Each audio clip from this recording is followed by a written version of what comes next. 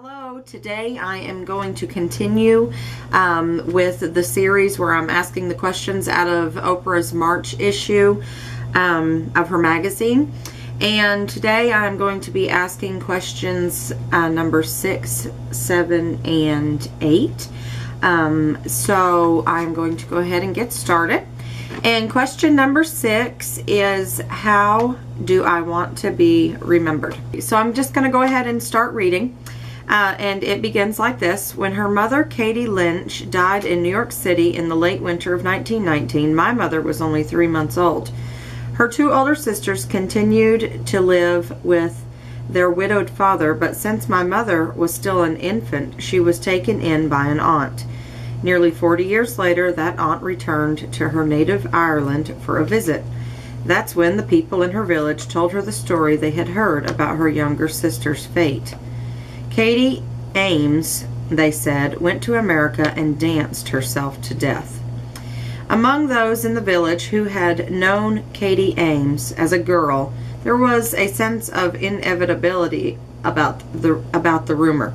Apparently, Katie Ames was a bit of a partier before she left for America at 19, a dancer, a late-nighter. My mother knew already that Katie had been a pretty young woman, with a round Irish face and a large hat. There was one photo, and now she knew that as a girl her mother had laid the foundation for the story that served as her epitaph. They had it wrong, of course, wrong because the girl they remembered was not the woman Katie had become in America, devoted wife, doting mother, one of the city's hard-working poor. The truth of the matter was that Katie Ames, perhaps weakened by childbirth, caught the flu in the winter of 1919 and died at age 31. The lesson, I suppose, is that none of us have much control over how we will be remembered. Every life is an amalgam. Sorry, that's a new word for me. And it is impossible to know what moments, what foibles, what charms will come to define us once we're gone. All we can do is live our lives fully, be authentically ourselves, and trust that the right thing about us, the best and most fitting things, will echo in the memories of us that endure. I have in my possession another photograph of my own mother as a teenager. In it, she is stretched out on a couch, her shoes thrown off, her head thrown back, a white camellia like a burst of starlight in her dark hair. Someone has written on the back, Mildred, dancing till dawn. And I have in my memory all those nights when I was a teenager coming home at 3 or 4 a.m. after too much dancing and too much drinking and altogether too much fun, and saw just over my stern and furious father's shoulder my mother wink, or heard her whispered question as I crawled into bed, "Did you have a good time?"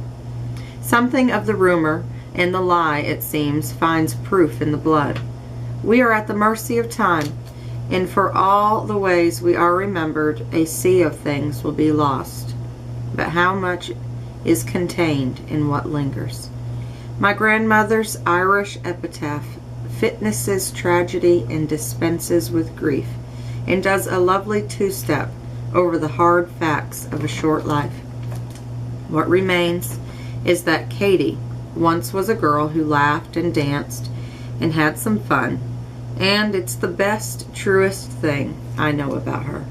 And that's from Alice McDermott. She's the author most recently of the novel Someone. So, how do I want to be remembered? How do you want to be remembered? I think whenever, well, I'm going to share a little bit of my heart here. This is kind of a touching subject for me because something that I haven't really shared with you guys yet is that I do have a heart condition, and I think in one of my videos I actually edited this part out, but it is that I do not, I have not been to the doctor to have it checked out. But I don't know if it's serious or if it is really nothing to be concerned about. But there's just times, the best way that I know how to explain it is that I'll just be sitting still and all of a sudden my heart will start beating really quickly, like I just finished running.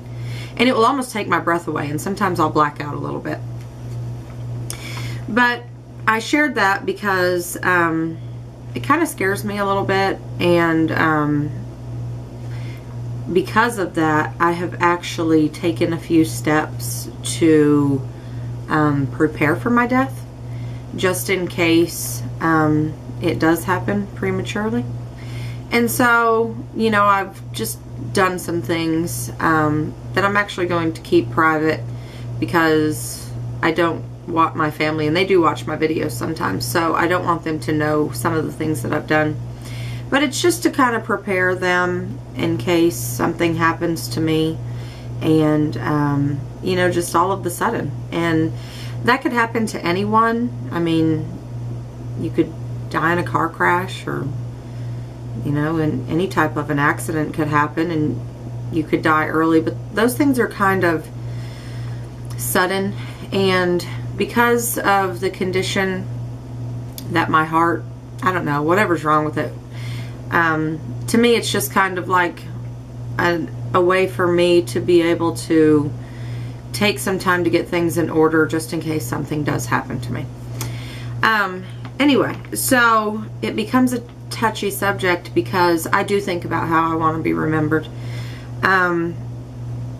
And so I think one of the ways that I want to be remembered more than anything is I want my children to remember me in a positive way. I want them to remember me as a fiercely strong, loving mother.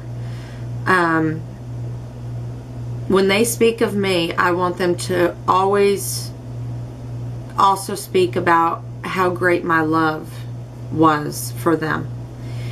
And, you know, that I would do anything for them, and that I would just go the extra mile to take care of them if I needed to. And I do feel like I lack at that a little bit, and I'm working on that. But I want to be remembered that I loved my children, and that my life was devoted to my children and to my family more than anything else. Life consists of so many elements, so many different corridors, that if everything else is forgotten, I think that I would want to be remembered by that more than anything else. I don't know. So I guess just for me it would be the love that I have for my kids and for my husband, and I just want to be a good person to them. When it comes to the rest of the world, I really don't even care. As long as I am what I need to be to them, then that completes me. For now, that completes me. And there are other things, but that's just the number one thing. So I'm just going to move on to the next question. And question number 7 is, do I say yes enough? And this ought to be interesting, because I used to say yes so much that I got tired of it, and I started saying no a lot. So let's see what this says. Last year, a friend and I went to Hawaii to celebrate my 50th birthday. All week long, we talked excitedly about an 8-hour hike along the Na Pali coast, rife with mountain peaks, fantasy island waterfalls, and ancient taro fields. Then I made the mistake of doing some research, which is how I found out about the trail's flash floods and ankle-high mud. I began to dread the hike, which we'd penciled in for the end of the week. What if we got lost? People often did. In the end, I nixed the hike. And back home in California, I regretted it. 50 was both a celebration and a reckoning. You'll never pass this way again would now be true more often than not. When you're 50, I realized, you ought to be leaping into the future with a resounding Hooah. In fact, shouldn't every birthday vault you forward with resounding hooahs? I vowed that from then on, when asked to try things outside of my comfort zone, I'd go for it. So when my book club suggested we try the challenging classic Heart of Darkness, I said sure. When Tony Horton, the fitness trainer, on my P90X DVD asked me to do diamond push-ups, I didn't fast forward. I said fine. When my doctor said, it's time to have a colonoscopy, I said, do I have to? Then I said, yes. When my husband suggests we go camping, I wavered. The bugs, the sleeping on the ground, no showering for days. Was I really capable of changing? You bet I was. I bought a can of off and called it a day. There's something about saying yes right away without overthinking that makes me not want to change my mind. Yes propels you forward, cannonballs you into life. And life, with its flash floods, push-ups, and bugs, is exactly what I don't want to miss. And that's from Melody Gideon. She's the author, most recently, of the novel Wife, 22. Okay, so I actually disagree with this one just a little bit. And I understand where Melanie is coming from. She's just kind of telling you to live life just without overthinking everything, and to take risks, and to not just sit on the couch all day and be bored and not live and experience things. And while I agree with that, the one statement that she said that I disagreed with was there's something about saying yes right away without overthinking that makes me not want to change my mind. And that's where I disagree. And the reasoning why, and this is kind of maybe in a different perspective, but there's many times that I have said yes because in the moment, you know, you're feeling extra loving or excited, or you're feeling a lot of anticipation, and you say, yes, I'll do that. And as that time draws near, like she said at the beginning, you start to dread it. And then, you know, there's been times that I have said yes to certain engagements, appointments, and then as the day draws on and it gets closer to that time, it just becomes, it's just such a weight and a burden, because at the time you were into it, but then when that day got there, you just didn't want to do it anymore. So I do believe in thinking before you just jump right up and say yes to something. And that's just me, but, and that's her. So I'm sure that there are people watching that are on both sides of that spectrum. But for me, I do like to think things out a little bit. And I mean, if I'd have done the research about the hiking trip and seen that, I probably would have not gone either. For me, it would not have been so much like the, you know, the mud and stuff, but the flash floods would have been pretty scary. But more than anything, that people get lost and stuff, that would be pretty scary. So, I don't know, there's like risks to be taken, but they have to be calculated risks almost, if that's not an oxymoron. So, yeah. All right, let me get on to question 8. And this one's really short, that's why I'm doing 3 today. Question 8. Do I know how to say no? Which is a good thing. I'm trying to come up with a word. I don't know. But it's a good question for after the do I say yes enough. Question number 8. Do I know how to say no? And it's just a little quote. There's no lengthy reading. Here is the crux of the matter. And I probably am saying that word wrong. The distilled essence. The only thing you need to remember. When considering whether to say yes or no, you must choose the response that feels like freedom. Period. And that quote is from Martha Beck. So I'm going to have to think about this for a second. When considering whether to say yes or no, you must choose the response that feels like freedom. You know, I think that pretty much just sums up what I just said. Whatever response you choose, in the end or later when it's time to perform what you said yes to, when it's time to own up to it, when it's time to step into that role, whatever you've got to do.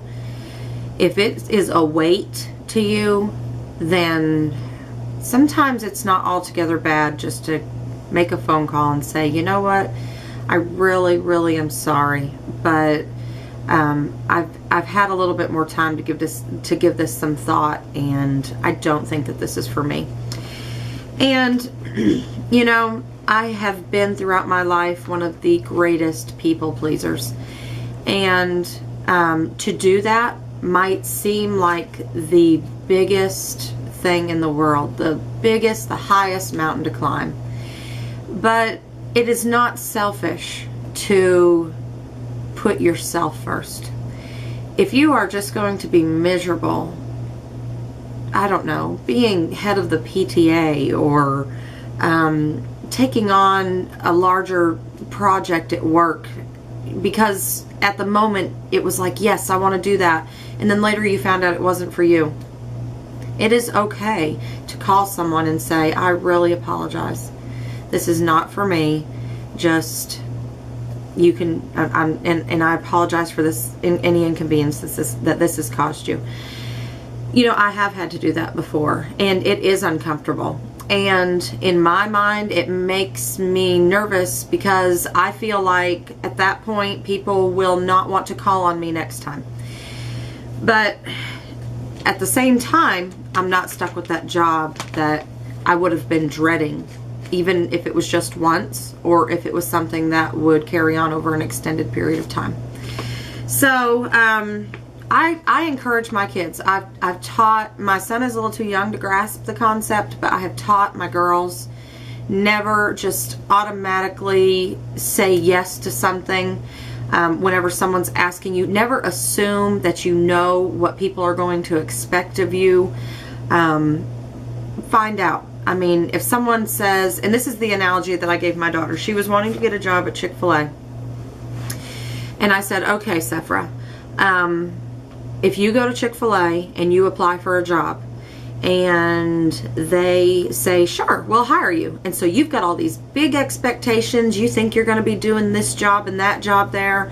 And whenever you show up for the first day on the job, they hand you a mop and a bucket and tell you to start cleaning the bathrooms. Is that what you were expecting out of that job? No. You thought you were going to be working at the cash register or working the drive-through or something like that. So I told her, whenever you're sitting there in that interview, you need to ask that manager, what are you expecting out of me? You know, and at that point, you know, if they say, okay, we're going to want you to clean the bathrooms, we're going to want you to clean up tables, serve customers, if that's not what you're planning on doing, you don't have to take the job. You know, and so those are the things that I'm teaching my children, just to not jump headfirst into things necessarily, but sometimes it needs some thought. Sometimes you might want to research things more to figure out what people are expecting of you before you just commit to things. So I don't think there's anything wrong with just off the top saying yes to some things, but I think that most things in life would need a little thought. You know, like when she said she was doing the exercise routine and she just went ahead and did those push-ups. Sure, you know, that's something you would just say yes about. You're not going to sit there and think about that. But with more serious things, with things that carry more weight, you are definitely going to want to find out what else is involved before you commit yourself to it. Otherwise, you're just going to end up being miserable if it's something that you're not enjoying. Or you might be miserable having to make that call later and canceling because it wasn't for you. Anyway, okay, so in tomorrow's video, I'm going to do numbers 9 and 10, and they go together. So, until then, I guess that'll be it. So I will see you guys tomorrow. Bye.